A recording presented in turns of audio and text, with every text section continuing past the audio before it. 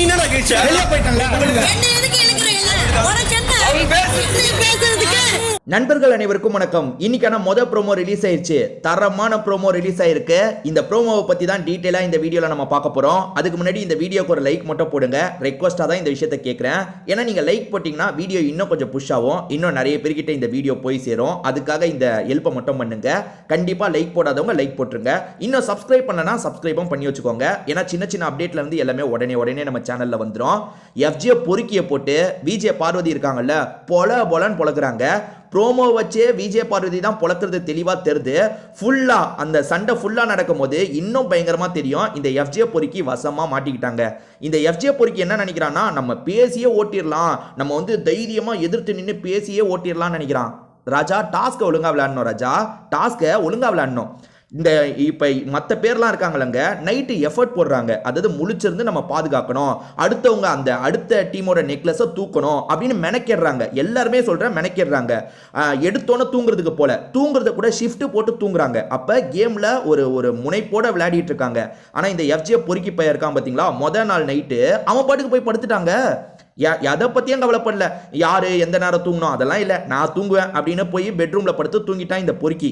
நிறைய பேர் என்ன கேட்குறாங்கன்னா, கானா வினோத் கேட்குறாரு, சாண்ட்ரா கேட்குறாங்க. ஏன்னா அவங்கெல்லாம் வந்து இந்த பொறுக்கியோட டீமு. என்ன கேட்குறாங்கன்னா, இந்த மாதிரி ரம்யா ஜோ நீ பேருக்காது எழுப்புமா, நீ தலையில் அவன் தூங்கிட்டு இருக்கான், நீ எழுப்புமான்னும் போது நான் 2 வாட்டி எழுப்பிட்டேன், அவன் எந்திரிக்க மாட்டான், நான் என்ன பண்ணுறது அப்படின்ற மாதிரி ரம்யா ஜோ கேட்குறாங்க.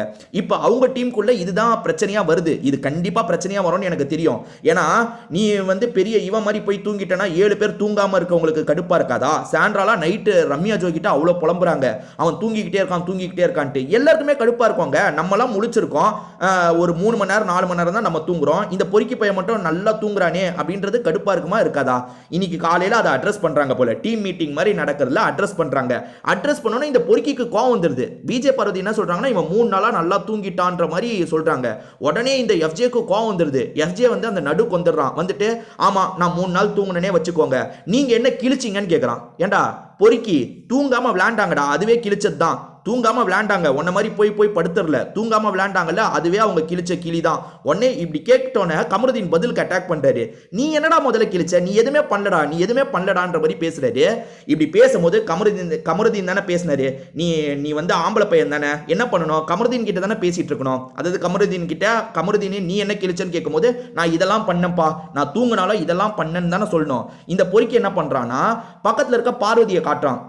அதாவது இவளுக்கு ஒண்ணுனா நீ வந்துருவ, உனக்கு ஒண்ணுனா இவ வந்துருவா, இப்படி தானே நீங்க கேம் ஆடிட்டு இருக்கீங்கன்ற மாதிரி சொல்றான். இவன் ஸ்டார்டிங்ல இருந்தே இந்த விஷயத்த பண்றாங்க.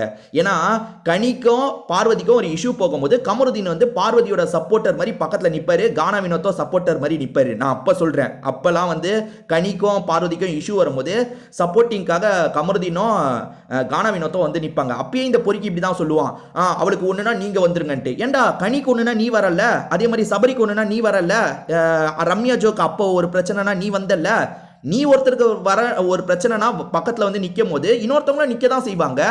நீ அதை எப்படி போர்ட்ரே பண்ணுறான்னா, நீங்கள் 2 பேர் 1 மண்ணா இருக்கீங்க அதனால வந்துடுறீங்கன்ட்டு. அவங்க 1 மண்ணா இருக்காங்கன்னா நீ 1 மண்ணா இல்லையா?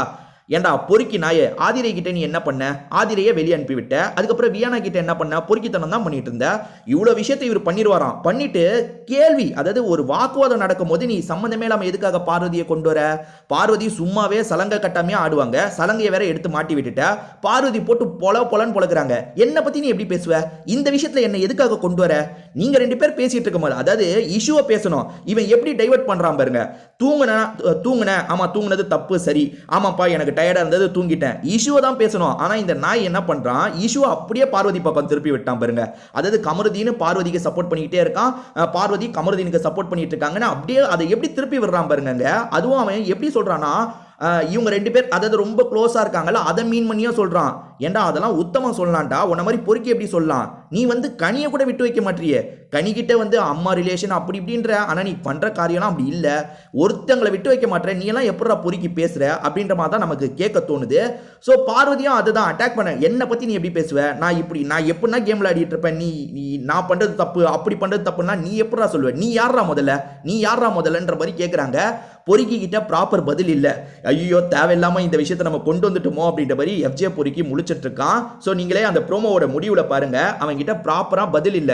ஐயோ என்னடா 2-3 பேர் எதிர்க்கிறாங்க, மற்றவங்களும் சப்போர்ட்டுக்கு வர மாட்டாங்கன்னு முழிச்சிட்டு இருக்கான். பொறுக்கி வசமா இன்னைக்கு மாட்டிக்கிட்டான். ஸோ இன்னைக்கு எபிசோட பார்க்க ஆர்வமா இருக்கு. உங்களுக்கு ஏதாவது கருத்து இருந்தாலும் சொல்லுங்க, நானுமே பார்த்து தெரிஞ்சுக்கிறேன்.